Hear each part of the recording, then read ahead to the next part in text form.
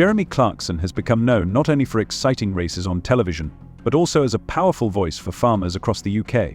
When the government turned a blind eye to their suffering, Clarkson did not stand aside. He decisively used his platform to draw attention to the blatant injustice faced by rural communities. His frankness and bold statements have made him a real hero to many farmers, who sincerely admire his courage. But now there is anxiety in the air. There are rumors about the possible arrest of Clarkson. Why is this happening? Some believe that this is an attempt to eliminate him by silencing the only person who dared to challenge the establishment. Could his arrest be more than just a coincidence? Gervais, Sky News, what do you...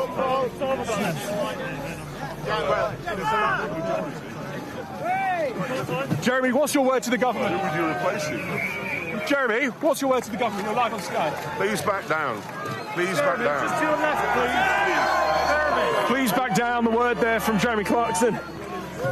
You can just see, of course, how much he has meant to the farmers. An absolute bun fight. As he comes to the back of the stage here. Jeremy Clarkson, of course, the TV presenter, but his hugely successful series, Clarkson's Farm, and he has really done a lot for the farming industry. A lot of farmers say. Ricky Gervais is not afraid to talk openly about politics. He has been insistently repeating for many years, never trust anyone from the authorities. Gervais doesn't believe a single promise that comes out of the mouths of politicians. He is convinced that everything comes down to a thirst for power and control. With ruthless boldness, he points out the corruption and selfishness pervading the system. In his opinion, most politicians are only concerned about how to stay in their seats, not caring at all about what people really need. That must be a tough day, right? When you get cancelled. Well, you know what? There's two things to this, isn't there? Again, it's a sliding scale. If getting cancelled is being culpable for your actions, then yeah, that's always been around. Why? If getting cancelled is, I don't like you as a comedian, I'm burning your DVDs and I'm never coming to one of your shows, that's great, that's their right. If being cancelled is, I've just found a 25-year-old email from someone who said the wrong thing in private, and now they've got a top job and we have to destroy their career. I want to go, well, hold on, this is what's happened? What's happened here? You know, and you usually find ulterior motive, because no one really cares about the argument anymore or the principle. They just care about who's saying it. They're trying to take down a general on the other side, and it falls into tribes, you know, and I see it all the time, and you see it more clearly on Twitter, because you look at their profile and they've got all their credentials in there, and then they're trying to get someone cancelled who's got the other credentials, and you think, well, you're not even listening to each other now. You've just read each other's bio. In the end, Gervais' ideas resonate with many who do not believe that politicians only care about their own interests. He has gained a lot of loyal fans because people crave sincerity and want someone to boldly and frankly tell the truth. As Clarkson's arrest becomes a reality, a disturbing question is in the air. Is this another example of political manipulation? Gervais has been warning about this for many years, and now his words sound like a prophecy.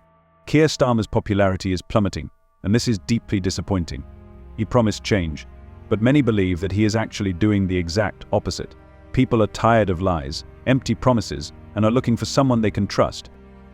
That is why 3 million people have signed a petition to hold new elections. It's not just a number, it's a powerful cry for change. These people no longer believe that Starmer is the leader they were promised. His words seem empty, and his actions cause confusion and anger. Yeah, we just don't know what's happening. All the pressure for Christmas. Do you know the worst thing is, as well? Apart from the pandemic and the devastation and the deaths and the strain on the health service and people losing their livelihoods and that, the worst thing is the charge, do what they want. And you know what, I can you know, I see all these people saying all the parties they were having and what all the stuff they were doing, and people saying, you know, that was the day I couldn't see my mum in hospital, or I couldn't go to my dad's funeral. And because the people in charge, the posh, privileged people in charge, were acting like Charlie Sheen. I mean, really. The petition is a powerful cry of frustration that cannot be ignored. She embodies people's desire for change, and these are not just words on paper. Millions of people are demanding a new deal, and Starmer cannot turn a blind eye to it. This could be the beginning of the end of his reign, and time is running out. The arrest of Jeremy Clarkson is not just another scandal with a famous personality.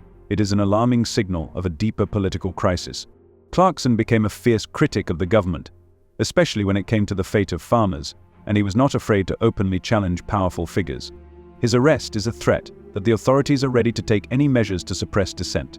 We are witnessing one of the biggest cover-ups ever seen in our lives. On Southport, all I can say to you right now is I know a hell of a lot more than the British public know. A hell of a lot more.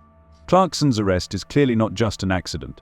Nigel Farage, the Reform leader, has also faced attempts to remove him from office after his bold remarks about the Southport attack.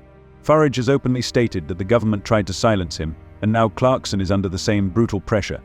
This is not just a coincidence. The government cannot stand those who dare to challenge it. Could Clarkson's arrest be another attempt to suppress those who refuse to submit to political games? This connection is becoming more and more explicit and cannot be ignored. Yeah, we just don't know what's happening. All the pressure for Christmas. Do you know the worst thing is as well? Apart from the pandemic and the devastation and the deaths and the strain on the health service and people losing their livelihoods and that, the worst thing is the charge do what they want. And you know what, I can you know, I see all these people saying all the parties they were having and what all the stuff they were doing, and people saying, you know, that was the day I couldn't see my mum in hospital, or I couldn't go to my dad's funeral. And because the people in charge, the posh, privileged people in charge, were acting like Ollie Sheen. I mean, really rubbing salt in the wound. The British inheritance tax system is preparing for catastrophic changes, and unfortunately this does not bode well. If you've ever wondered how the government can take away part of your inheritance from you, even if you give it up, then be prepared for a shocking discovery. The new tax rules threaten to leave many families with incomes that will be well below their expectations. If the total value of your property, including pensions, exceeds £325,000, then anything that exceeds these amounts may be taxed at 40%. This already sounds alarming, but alas, this is only the beginning. If pensions are taken into account, the total tax burden can reach an astounding 91%. Yes, you heard right, 91%.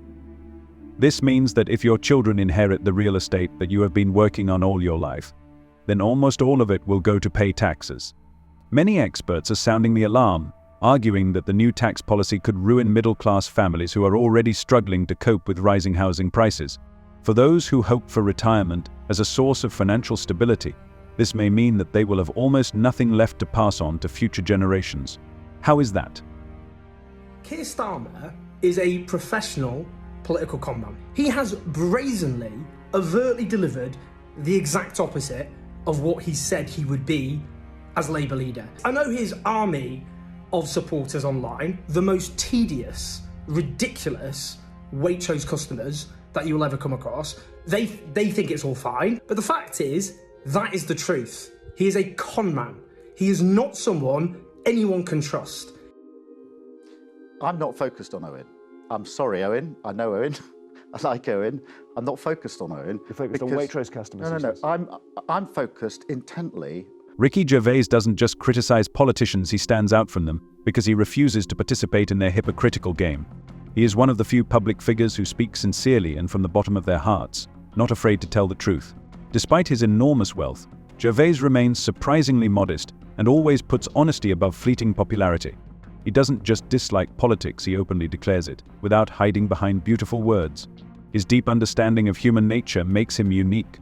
Gervais doesn't just communicate with his fans, he speaks on their behalf, reflecting their feelings and experiences. His tough honesty towards the outside world resonates with many, especially when, unlike most politicians, he does not play for the cameras, but says what he really thinks. I'm 100% behind Jeremy Corbyn. You are now. I am working with Jeremy Corbyn to try to win the next general election.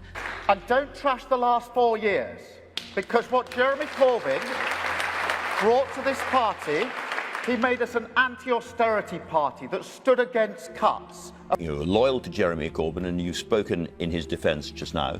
But Louise Ellman says that he is a danger not just to the Labour Party, but to the entire British Jewish community. I don't accept that. I don't accept that. Ricky Gervais is known all over the world for his wit, insightful thoughts, and unique comedic style that makes the audience laugh to tears. But in Britain, he is not just a comedian, but a real symbol. He questions the actions of the authorities, leaving no stone unturned in their indifference. His voice sounds like a cry of the soul, reflecting the feelings and experiences of millions, and that is why he is so loved and respected. No, I'm here to support the farmers. It's that simple. So they need all the help they can get, really. Yeah. Even from me. Even from you, what's that? Well, I mean, you take help from wherever you can get it, really, don't you? Yeah. A quote from you that's been dragged up from the past. I think in 2021 you told the Times that inheritance tax relief was critical to you buying up the farm. No, that was that's actually quite funny, because the real reason I bought the farm was because I wanted to shoot. So I thought if I told a bunch of people that I'd bought a farm so I could shoot pheasants. Yes, but that's just the usual hope of getting a job. Clarkson's arrest has only exacerbated this issue, and Gervais is here to remind us that truth is more important than power. Keir Starmer's reaction to the 3 million signatures calling for new elections was frankly dismissive. Instead of listening to people's opinions, he reacted with a joke. For millions, this was a clear confirmation of his isolation from reality. 3 million votes of disappointed citizens expressed their dissatisfaction in the petition, but Starmer chose to ridicule them, as if their fears did not matter. It is precisely because of this arrogance that many begin to doubt his ability to be a leader. His dismissive attitude makes him even more detached from those he is supposed to represent. What do you think about it? Share your opinion. See you.